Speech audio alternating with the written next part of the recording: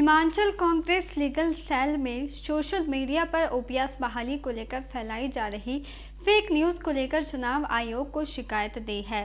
दरअसल social media पर सुबह से ही केंद्र सरकार की ओर से प्रदेश की भाजपा सरकार को ओल्ड पेंशन स्कीम की बहाली के लिए हरी झंडी मिलने की खबरें चलाई जा रही थी।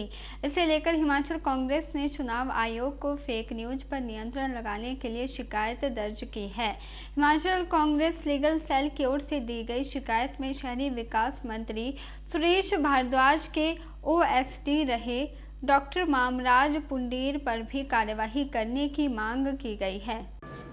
हिमाचल कांग्रेस विधि विभाग जो है इस पूरे इलेक्शन को बड़ी करीबी से देख रहा है। एक पैनी नज़र हमने बनाई हुई है। जो भी एमसीसी की वायलेशन हो रही है उसी के अंतर्गत आज हमारे को सुबह पता चला सोशल मीडिया के माध्यम से कि एक ऐसी खबर प्लांट की गई और फ्लोट की गई है जिसमें ये कहा गया है कि शायद जो है केंद्र सरकार ने ओपीएस लागू करने की हिमाचल में मंजूरी दे दी है।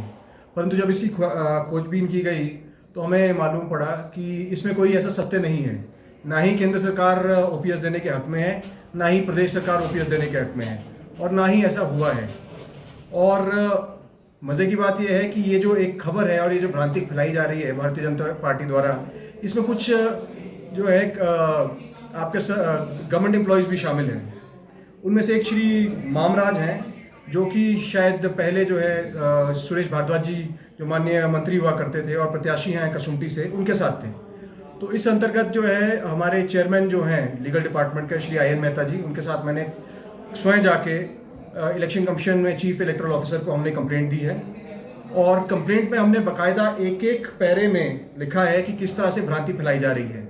और दुख की बात यह है कि कुछ मीडिया के बंधु भी इस खबर को उठा के चला रहे हैं। परंतु मैं आपको बताना चाहूँगा, ओपीएस अगर दे सकती है तो सिर्फ कांग्रेस पार्टी ही दे सकती है प्रदेश में। दूसरी कंप्लेंट जो हम देने जा रहे हैं श्री सतपाल सत्ती के अगेंस्ट। श्री सतपाल सत्ती ने जो है अभी ही कल ही उनकी एक ऑडियो वायरल हुई है जिसमें वो बहुत से गवर्नमेंट एम्प्लॉयज़ को फ़ोन करके टेलीफोनिकली ही is trying to threaten them.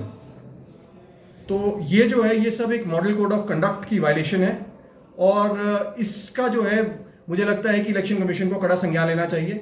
सबसे पहले तो जो ये मामराज जो हैं, सबसे पहले तो इनके विरुद्ध हम कार्रवाई की मांग कर रहे हैं और 24 घंटे के अंदर अंदर हम चाहेंगे कि कार्रवाई उन पे हो, क्योंकि गवर्नमेंट एम्प्लॉय का इस तरह से शामिल होना ये एक डेमोक्रेसी और एक डेमोक्रेटिक प्रणाली जो हमारी है उसके विरुद्ध है। लगभग जो है 75 के आसपास शिकायतें हम दे चुके हैं। सबसे बड़ी जो कार्रवाई हुई है वो तो मुझे लगता है आपको शायद प्रेस वार्ता में बता दिया गया होगा। डायरेक्टर आईपीआर जो थे उनको वहाँ से हटा के अब सिर्फ special secretary to the honourable chief minister कर दिया गया है।